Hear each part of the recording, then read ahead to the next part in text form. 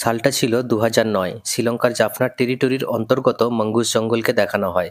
Sri Lankan Tigers militant পুরোপুরি শেষ হওয়ার ৪৮ ঘন্টার পর শ্রীলঙ্কান সেনারা আশেপাশের গ্রামবাসীদের নিয়ে জাফনার গভীর জঙ্গলে গিয়ে খোদাই করা শুরু করে। খোদাই করতে করতে রণতুঙ্গা একটা সোনা ভর্তি বাক্স দেখতে পায়। সোমলু বলে, আর্মিকে ডাকবো? রণতুঙ্গা বলে, সারা জীবন মজুর হয়ে থাকতে চাই না। এরপর রণতুঙ্গা, সোমলু এবং তাদের আরো দুজন বন্ধু মিলে সেখানকার সেনাদের মেরে সোনা ভর্তি বাক্স নিয়ে একটা ইঞ্জিন চালিত নৌকাতে করে সমুদ্র পাড়ি দিয়ে ভারতের অন্ধ্রপ্রদেশে চলে আসে। কিন্তু অন্ধ্রপ্রদেশের পুলিশ তাদেরকে দেখতে পেয়ে পুলিশ স্টেশনে নিয়ে আসে। পুলিশ স্টেশনে রণতুঙ্গা, সোমলু এবং তাদের আরো দুজন সাথী পুলিশকে সোনা দেয় ঘুষ হিসাবে। আর ঘুষ দেখলে পুলিশের যা হয় অবস্থা, তার উপরে আবার সোনা। এরপরে পুলিশ তাদেরকে সমস্ত ডকুমেন্টস বানিয়ে দেয় যাতে তারা শান্তিতে ভারতে থাকতে পারে। এরপর কাহিনী চলে আসে ১৫ বছর পর। ভারতের প্রেসিডেন্টের কাছে একটা পার্সেল আসে। পার্সেলে বেশ কয়েকজন মানুষের কাটা আঙুল ছিল, সাথে একটা চিঠি ছিল। চিঠিটা এসেছিল অন্ধ্রপ্রদেশের মোটুপল্লী থেকে। চিঠিটা লিখেছিল একটা বাচ্চা মেয়ে। চিঠিতে লেখা ছিল, ২৪ ঘন্টার মধ্যে আমাদের সাহায্য না করলে পরবর্তীতে আঙুলের বদলে আমাদের কাটা মাথা আসবে। চিঠিটা পড়ার পর রাষ্ট্রপতি সিবিআই অফিসার সত্যমূর্তিকে ডেকে পাঠান। প্রেসিডেন্ট সত্যমূর্তিকে মোটুপল্লীতে গিয়ে পুরো বিষয়টা তদন্ত করার আদেশ দেন।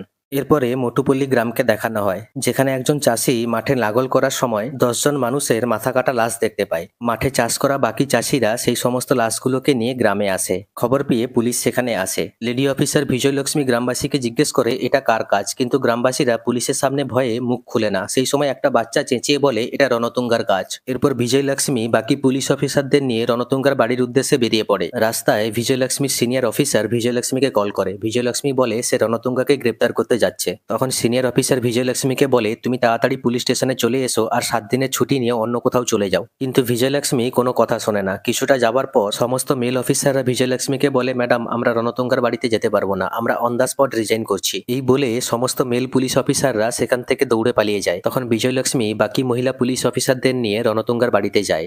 রণতুঙ্গার বাড়িতে গিয়ে রণতুঙ্গার লোকেদেরকে বেধড়ক পেটানো শুরু করে। তখন রণতুঙ্গার মা বিজয়লক্ষ্মীকে বেশ কিছু কথা শোনায়। বিজয়লক্ষ্মী রণতুঙ্গার মাকে বলে আওয়াজ নিচু করে কথা বলো, তোমার বয়স হয়ে গেছে বলে তোমাকে কিছু বলছি না। ঠিক সেই সময় রণতুঙ্গার স্ত্রী ভারতী দরজা খুলে। ভারতী বিজয়লক্ষ্মী এবং বাকি মহিলা পুলিশ অফিসারদেরকে ভিতরে ডাকে। তারা ভিতরে ঢোকার পর ভারতী তাদেরকে জিজ্ঞেস করে আপনারা এত দূর থেকে এসেছেন, কিছু ঠান্ডা নিবেন? বিজয়লক্ষ্মী বন্দুক বের করে ভারতীর দিকে তাক করে বলে রণতুঙ্গা কোথায়, তাড়াতাড়ি ডাক। ভারতী বিজয়লক্ষ্মীর হাত থেকে বন্দুকটা ফেলে বিজয়লক্ষ্মীকে থাপ্পড় মেরে দেওয়ালে বিজয়লক্ষ্মীর মাথা ঢুকিয়ে দেয়। রণতুঙ্গার লোকেরা বাকি মহিলা পুলিশ অফিসারদের উপর অ্যাটাক করে দেয়। তারা সমস্ত মহিলা পুলিশদের ইউনিফর্ম খুলে দেয় এবং তাদের একটা ঘরে বন্দি করে দেয়। এরপর ভারতী বিজয়লক্ষ্মীকে বলে এটা রণতুঙ্গার লঙ্কা। রণতুঙ্গার এই লঙ্কাকে খতম করার জন্য কোনো রাম এখনো জন্ম হয়নি। এরপর বলদেব প্রতাপ সিংকে দেখানো হয় যে ট্রেনে করে কোথাও একটা যাচ্ছিল, কিন্তু অন্ধ্রপ্রদেশের চিরালা এলাকায় কিছু কারণবশত ট্রেনটা আটকে পড়ে। বলদেব টিটিকে জিজ্ঞেস করে ট্রেন ছাড়তে কতক্ষণ সময় লাগবে। টিটি বলে মিনিমাম ৩ থেকে ৪ ঘন্টা। এরপরে বলদেব কিছু খাওয়ার জন্য পাশে একটা দোকানে যায়। দোকানে গিয়ে ইডলি খাচ্ছিল। ঠিক সেই সময় বেশ কিছু লোক আসে। লোকরা বলদেবের পাশ দিয়ে যাওয়ার সময় একজন লোকের পা বলদেবের খাবার থালাতে লাগে, ফলে বলদেবের হাত থেকে থালাটা পড়ে যায়। বলদেব সেই লোকটাকে গিয়ে বলে আমি গরম গরম ইডলি খাচ্ছিলাম, আপনার পায়ের ধাক্কায় থালাটা পড়ে যায়, আপনার সরি বলা উচিত। যেটা শুনে লোকটা হেসে বলে এই এলাকায় সরি বলে কোনো শব্দ নেই, এখান থেকে চলে যা। বলদেব আবারও বলে আপনার সরি বলা উচিত। তখন পাশে থাকা আরেকটা লোক বলে আমার জুতো তোকে সরি বলবে। এই কথা শুনে বলদেব তাদের সবাইকে বেদম পেটায়। বেদম মার খেয়ে তারা গাড়িতে করে পালাতে যাবে। বলদেব তাদের গাড়িটা পিছন থেকে ধরে রাখে আর বলে সরি বল। লোকটা গাড়ি থেকে নেমে বলে তুই জানিস আমি কাদের লোক? বলদেব জিজ্ঞেস করে কার লোক? লোকটা বলে রাম সুবা রেড্ডি। বলদেব বলে ও তাহলে সে সরি বলবে, তাহলে চলো ওর কাছে। এই বলে বলদেব তাদের গাড়িতে বসে রাম সুবা রেড্ডির বাড়িতে আসে। বলদেব রাম সুবা রেড্ডির বাড়িতে এসে ডাইরেক্টলি তাকে থাপ্পড় মেরে বলে সরি বল। রাম সুবা রেড্ডি বলে আমাকে থাপ্পড় মারলে আর আমাকেই সরি বলতে হবে? বলদেব বলে আমি ইডলি খাচ্ছিলাম, এর ধাক্কায় আমার থালাটা মাটিতে পড়ে যায়, আমি একে সরি বলতে বললাম, এ তোর নাম বললো, এখন তুই সরি বল। তখন রাম সুবা রেড্ডির লোকেরা বলদেবকে মারতে আসে। বলদেব তাদের এক এক করে ধরে পেটাতে থাকে। এরপর রাম সুবা রেড্ডি বলে এই খবর যদি আমার ভাইয়ের কাছে যায় তাহলে সে তোকে রাস্তায় পিস পিস করে কাটবে। বলদেব জিজ্ঞেস করে তার নাম কি? রাম সুবা রেড্ডি বলে সমলু।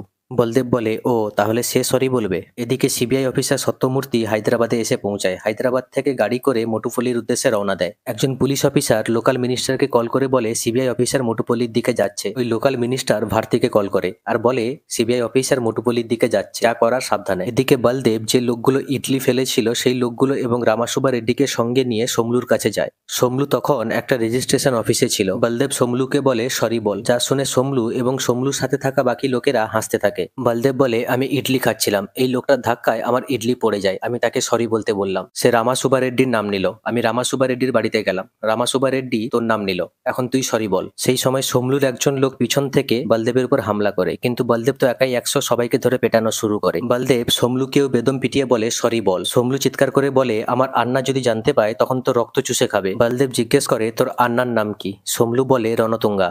এদিকে সিবিআই অফিসার সত্যমূর্তি গাড়িতে করে মোটুপুলির দিকে যাওয়ার সময় এক সিনিয়র অফিসার সত্যমূর্তিকে রণতুঙ্গার কথা বলে। সত্যমূর্তি বলে রণতুঙ্গা কে? কাহিনী আসে ফ্ল্যাশব্যাকে। 15 বছর আগে রণতুঙ্গা, সোমলু এবং তাদের দুজন বন্ধু যখন ভারতে আসে, ভারতে আসার পর এক লোকাল ব্যবসায়ীর সাথে তাদের ঝামেলা হয়। ওই ব্যবসায়ী সবার সামনে সোমলুকে থাপ্পড় মেরে দেয়। সেই দিন রাত্রে রণতুঙ্গা, সোমলু এবং তাদের দুজন বন্ধু ওই ব্যবসায়ীর বাড়িতে গিয়ে তাকে নৃশংসভাবে হত্যা করে। পরের দিন ওই পুলিশ অফিসার, মানে যে অফিসার রণতুঙ্গা এবং তার 3 বন্ধুকে ভারতে থাকার ব্যবস্থা করে দিয়েছিল, সেই অফিসার খুন হওয়া ব্যবসায়ীর বাড়িতে যায়। সেখানে রণতুঙ্গা, সোমলু এবং তাদের দুজন বন্ধুও উপস্থিত ছিল। পুলিশ বলে তোদেরকে ভারতে থাকার ব্যবস্থা করে দিলাম, আর তোরা খুন করা শুরু করেছিস, দেখবি তোদের এনকাউন্টার করে লাশটা সমুদ্রে ভাসিয়ে দিব। কথাটা শোনার সাথে সাথে রণতুঙ্গা ওই পুলিশ অফিসারের গলা কেটে দেয় আর মাথাটা নিয়ে সেখান থেকে চলে যায়। এরপর রণতুঙ্গা আশেপাশে 40টা গ্রামের যুবক ছেলেদের আনলিমিটেড মদ, গাঁজা এবং ড্রাগস দিয়ে নিজের দলে সামিল করা শুরু করে, আর দেখতে দেখতে 40টা গ্রামের বেতাজ বাদশা হয়ে ওঠে। এরপর রণতুঙ্গা শ্রীলঙ্কা থেকে তার মা এবং বউকে ভারতে নিয়ে আসে। কাহিনী আসে প্রেজেন্ট টাইমে। বলদেব রণতুঙ্গার বাড়িতে এসে চিৎকার করে রণতুঙ্গাকে ডাকা শুরু করে। রণতুঙ্গা এলে বলদেব বলে সরি বল। রণতুঙ্গা বলে সরি কিসের জন্য? বলদেব বলে আমি ইডলি খাচ্ছিলাম, এই লোকটার ধাক্কায় আমার ইডলি পড়ে যায়, আমি তাকে সরি বলতে বললাম। সে রামা সুবা রেড্ডির নাম নিল, আমি রামা সুবা রেড্ডির কাছে গেলাম, রামা সুবা রেড্ডি সোমলুর নাম নিল, সোমলুর কাছে গেলাম, সোমলু তোর নাম নিল, তুই এখন সরি বল। রণতুঙ্গা বলে ওকে আই এম সরি, যেটা শুনে সবাই অবাক হয়ে যায়। এরপর বলদেব সেখান থেকে বেরিয়ে আসতে যাবে, তখনই মহিলা পুলিশ অফিসারদের ইউনিফর্ম দেখতে পায়। এগুলো হচ্ছে সেই মহিলা পুলিশদের ইউনিফর্ম। বলদেব একটা ইউনিফর্ম তুলে ওই ইউনিফর্মের ব্যাচে বিজয়লক্ষ্মীর নাম দেখতে পায়। সেখানে আরো অনেক ইউনিফর্ম পড়েছিল। বলদেব সেই ইউনিফর্মগুলো তুলে তারপরে যে রুমের মধ্যে ওই মহিলা পুলিশ অফিসারদের আটকে রাখা হয়েছিল, সেই রুমের দরজা ভেঙে তাদেরকে ইউনিফর্ম দেয়, যেটা দেখে রণতুঙ্গার লোকেরা বলদেবের উপর অ্যাটাক করতে আসে। বলদেব সবাইকে ধরে একধার থেকে পেটানো শুরু করে। ঠিক সেই সময় রণতুঙ্গা তার বন্দুক নিয়ে আসে। এদিকে বলদেবও তার বন্দুক বের করে, দুজন দুজনের দিকে বন্দুক তাক করে। ভারতী রণতুঙ্গাকে বলে এখনো আমাদের কাজ বাকি আছে, আগে সেই কাজটা শেষ হোক, তারপরে এর হিসাব হবে। তাই রণতুঙ্গা বলদেবকে যেতে দেয়। এদিকে সেখানকার লোকাল মিনিস্টার সিবিআই অফিসার সত্যমূর্তির গাড়ির সামনে নিজের গাড়ি দাঁড় করায়। সত্যমূর্তিকে ওই মিনিস্টার বলে আপনি দিল্লি চলে যান আর রিপোর্টে লিখুন মোটুপল্লিতে সবকিছু ঠিক আছে, কোনো প্রবলেম নেই, এর বদলে যত টাকা চান তত টাকা দিতে রাজি আছি। সত্যমূর্তি বলে আমার কাজ আমাকে শেখাতে হবে না, আমি মোটুপল্লি যাব, সেখানে সবকিছু তদন্ত করব, সেই তদন্তে যদি আপনার নাম আসে আমি কিন্তু আপনাকে ছাড়বো না। এই বলে সত্যমূর্তি সেখান থেকে চলে যায়। রাস্তায় যাওয়ার সময় সত্যমূর্তির সাথে থাকা ইন্সপেক্টর সত্যমূর্তিকে রণতুঙ্গার একটা ছবি দেখায়। সত্যমূর্তি সেই ছবিটা সিবিআই হেডকোয়ার্টারে পাঠিয়ে দেয়। এদিকে বলদেব ওই মহিলা পুলিশ অফিসারদের নিয়ে গাড়িতে করে আসছিল। ঠিক সেই সময় রণতুঙ্গার লোকেরা পিছন থেকে অ্যাটাক করে। তাদের থেকে বাঁচার জন্য বলদেব গাড়িটাকে নিয়ে পাশের একটা গ্রামের দিকে যায়। রণতুঙ্গার লোকেদের সাথে বলদেব এবং ওই মহিলা পুলিশ অফিসারদের তুমুল মারপিট হয়। ওই মারপিটে বলদেব এবং মহিলা পুলিশ অফিসাররা রণতুঙ্গার লোককে হারাতে সক্ষম হলেও রণতুঙ্গার একজন লোক এক মহিলা পুলিশ অফিসারের পিঠে ছুরি দিয়ে আঘাত করে। ওই মহিলা পুলিশ অফিসারটা গুরুতরভাবে আহত হয়। ওই মহিলা পুলিশ অফিসারটা জল খেতে চায়। বলদেব এবং বাকি মহিলা পুলিশ অফিসাররা গ্রামের বাড়িগুলো ঘুরে জলের সন্ধান করতে থাকে, কিন্তু গ্রামে একটাও লোক নেই, সমস্ত বাড়ি খালি। ঠিক সেই সময় একজন বৃদ্ধা মহিলা জল নিয়ে আসে। বলদেব ওই বৃদ্ধা মহিলার কাছ থেকে জল নিয়ে আহত হওয়া মহিলা পুলিশ অফিসারকে জল দিতে যাবে, ঠিক সেই সময় ওই মহিলা পুলিশ অফিসার মারা যায়। এরপরে বলদেব বাকি মহিলা পুলিশ অফিসারদের জিজ্ঞেস করে এই গ্রামে কোনো মানুষ নেই কেন, কি হয়েছে এই গ্রামে, আর তোমরাই বা রণতুঙ্গার বাড়িতে গিয়েছিলে কেন? তখন বিজয়লক্ষ্মী বলে আজকে সকালে 10 জন মানুষের মাথা কাটা লাশ পাওয়া যায়, আমরা ঘটনাস্থলে যাই, একটা বাচ্চা ছেলে বলে এটা রণতুঙ্গার কাজ, তাই আমরা রণতুঙ্গার বাড়িতে গিয়েছিলাম। সেখানে রণতুঙ্গার লোকেরা আমাদের ইউনিফর্ম খুলে একটা রুমের মধ্যে বন্দি করে দেয়। সেখানে রণতুঙ্গার স্ত্রী ভারতী আমাদেরকে বলে 10 জন মানুষের মাথা কাটা লাশ দেখতে পেয়ে আমাদের বাড়িতে চলে এলি, তুই জানিস 10 জন নয় কয়েক হাজার লোককে আমার হাজব্যান্ড মেরেছে। এরপর কাহিনী চলে যায় ফ্ল্যাশব্যাকে। কিছুদিন আগে সুইজারল্যান্ডের একটা কোম্পানি ওই লোকাল মিনিস্টারকে ডেকে পাঠায়। লোকাল মিনিস্টার সুইজারল্যান্ডে যাবার পর ওই কোম্পানির মালিক লোকাল মিনিস্টারকে বলে সায়েন্টিস্টরা ইউরেনিয়ামের একটা অল্টারনেটিভ খুঁজে পেয়েছে, যেটা হলো rarest radio active material thorium. কিছুদিন আগে জিও স্যাটেলাইট দুটো থোরিয়ামের লোকেশন আইডেন্টিফাই করতে পেরেছে, একটা হলো ওয়েস্টার্ন কোস্ট অফ অস্ট্রেলিয়া আর একটা হলো সাউথার্ন কোস্ট অফ ইন্ডিয়া। অন্ধ্রপ্রদেশের কোস্টাল রিজনে 100 কিলোমিটার এরিয়াতে দ্য বেস্ট থোরিয়াম মজুদ আছে। এই এরিয়া আমাদের খালি চাই, যাতে করে আমরা থোরিয়ামকে বালি দিল্লি থেকে আলাদা করে পিউরিফাই করে ভারত থেকে বাইরে পাঠাতে পারি।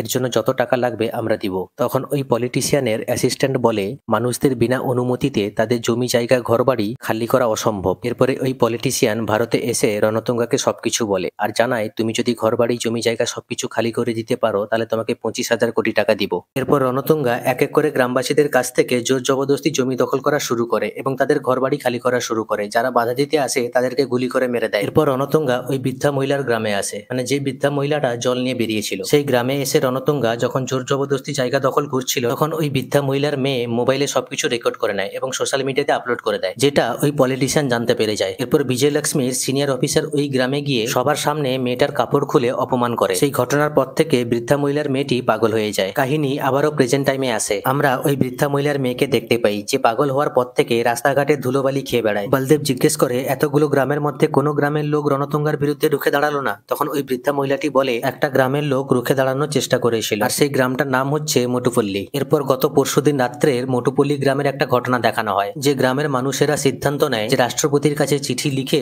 সমস্ত ব্যাপারটা রাষ্ট্রপতিকে জানাবে, কিন্তু গ্রামের লোকেরা পড়াশোনা করেনি। সেই গ্রামে একটা বাচ্চা মেয়ে আছে যে স্কুলে যায়, তাই তাকে দিয়ে চিঠিটা লেখানো হয়। ছবির গোড়ার দিকে রাষ্ট্রপতির কাছে যে চিঠিটা পাঠানো হয়েছিল সেটা হলো এই চিঠি। আর গ্রামের বেশ কিছু লোক এই কারণে আঙুল কেটে পাঠিয়েছিল যাতে রাষ্ট্রপতি পুরো বিষয়টা তাড়াতাড়ি তদন্ত করার নির্দেশ দেন। আর এই চিঠি এবং পার্সেল পাঠানোর ঘটনা জানতে পেরে রণতুঙ্গা এবং তার লোকেরা, যারা চিঠি এবং পার্সেল পাঠানোর মাস্টার মাইন্ড, তাদেরকে ধরে খুন করে। যেহেতু মোটুপল্লী গ্রামটা বেশ বড় তাই পুরো গ্রামটা এখনো খালি হতে বাকি আছে। এসব কথা শুনে বলদেব সেখানকার পুলিশ স্টেশনে যায়। বলদেব পুলিশ স্টেশনে গিয়ে রণতুঙ্গার এগেনস্টে একটা কমপ্লেন লিখতে বলে। রণতুঙ্গার নাম শুনে সেখানকার অফিসাররা চমকে ওঠে। এরপরে বলদেব বিজয়লক্ষ্মী এবং বাকি মহিলা পুলিশ অফিসারদের ডাকে। তারা পুলিশ স্টেশনের ভিতরে গেলে সিনিয়র অফিসার তাদের পোশাকের হাল দেখে হাসতে থাকে। সিনিয়র অফিসার বিজয়লক্ষ্মী এবং বাকি মহিলা পুলিশ অফিসারদের বলে তোদের বলেছিলাম না ওখানে যেতে না, এখন মান ইজ্জত সব শেষ করে এসছিস তো? কথাটা শুনে বলদেব ভীষণ রেগে যায় আর ওই সিনিয়র পুলিশ অফিসারের পোশাক টেনে খুলে দেয়। সেই সময় বাকি পুলিশ অফিসাররা পিছন থেকে এসে বলদেবকে ধরে ফেলে এবং চেন দিয়ে বেঁধে রাখে। এরপর সিনিয়র পুলিশ অফিসার সোমলুকে কল করে পুলিশ স্টেশনে ডাকে। সেই সময় সেই থানার একজন কনস্টেবল বাইরে থেকে চা নিয়ে পুলিশ স্টেশনে এসে বলদেবকে দেখে চমকে ওঠে এবং গাড়ি নিয়ে সোজা বাড়ি চলে যায়। বাড়ি গিয়ে বাক্সের মধ্য থেকে একটা ফটো বের করে দেখে চমকে ওঠে। এদিকে সমলু এসে বলদেবকে মারতে শুরু করে। বলদেব চোখ বন্ধ করে পড়ে থাকে, কোনো প্রতিক্রিয়া দেয় না। এদিকে ওই কনস্টেবল থানার ওয়াকি টকিতে ফোন করে বলে যাকে তোমরা বেঁধে রেখে মারছো সে কোনো নর্মাল মানুষ নয়। যেটা শুনে সমলু বলে ওই ওয়াকি টকি বন্ধ কর। এরপরে সমলু তার দলের একটা লোককে বলে গিয়ে দেখ সে বেঁচে আছে না মারা গেছে, যদি বেঁচে আছে তাকে জাগা, আমি তার জ্যান্ত গলা কাটতে চাই। তখন ওই থানার জেলখানায় বন্দি একজন কয়েদি বলে ওকে জাগাও না, সে জেগে গেলে সব শেষ। থানার সিনিয়র ইন্সপেক্টর বলে তুই একে জানিস নাকি? এরপর কাহিনী যায় বেশ কয়েক বছর আগে। ঢাকার সেন্ট্রাল জেলকে দেখানো হয়। ঢাকার সেন্ট্রাল জেলে ওই কয়েদি বন্দি ছিল। সেই ঢাকার সেন্ট্রাল জেলে বলদেবকে একদিন বন্দি বানিয়ে আনা হয়। সেই ঢাকা সেন্ট্রাল জেলে একটা গ্যাং ছিল, যে গ্যাংকে সবাই ভয় পেত। বলদেব জেলে নতুন এসেছে দেখে ওই গ্যাংয়ের লোকেরা বলদেবকে হ্যারাস করা শুরু করে, কিন্তু বলদেব সেই গ্যাংয়ের লোকেদের এক এক করে বেদম পেটায়। তারপর থেকে সেই জেলখানায় বলদেবকে বুলডোজার বলে ডাকা হতো। কাহিনী আসে প্রেজেন্ট টাইমে। সমলু বলে এ বুলডোজার হলে আমি ব্যাটেল ট্যাঙ্ক। এরপরে সমলুর একটা লোক বলদেবের কাছে গিয়ে চেক করে সে বেঁচে আছে না মারা গেছে। সেই সময় বলদেব চোখ খুলে আর বলে সবাই চলে এসেছিস? তারপরে বলদেব উঠে সবাইকে মারা শুরু করে। বলদেব এবং ওই মহিলা পুলিশ অফিসাররা ওই কয়েদি এবং একজন কনস্টেবলকে বাদ দিয়ে বাকি সবাইকে মেরে ফাঁসিতে ঝুলিয়ে দেয়। এরপরে বলদেব পুলিশ স্টেশনের আর্মস রুম থেকে অস্ত্রশস্ত্র নিয়ে সেখান থেকে বেরিয়ে যায়। এদিকে সিবিআইর হেডকোয়ার্টার থেকে সত্যমূর্তির কাছে কল আসে। রেডিও অফিসার সত্যমূর্তিকে বলে আপনি যে ফটোটা পাঠিয়েছিলেন ফেস স্ক্যানারে ওই লোকটার ফেস স্ক্যান করে বুঝতে পারলাম ভারতে ওই লোকের নামে কোনো কেস নেই, তবে ফেস স্ক্যানারে একজন ইন্টারন্যাশনাল ক্রিমিনালের সাথে তার ফেস ম্যাচ হয়েছে। সত্যমূর্তি জিজ্ঞেস করে কার সাথে? ওই লেডি অফিসার বলে মুথুভেল কারিকালান, যেটা শুনে চমকে যায় সত্যমূর্তি। এরপর একটা ফ্ল্যাশব্যাক দেখানো হয়, যেখান থেকে আমরা জানতে পারি এই রণতুঙ্গার আসল নাম হচ্ছে মুথুভেল কারিকালান, যে শ্রীলঙ্কার টাইগার ফোর্সের ডেপুটি কমান্ডার ছিল।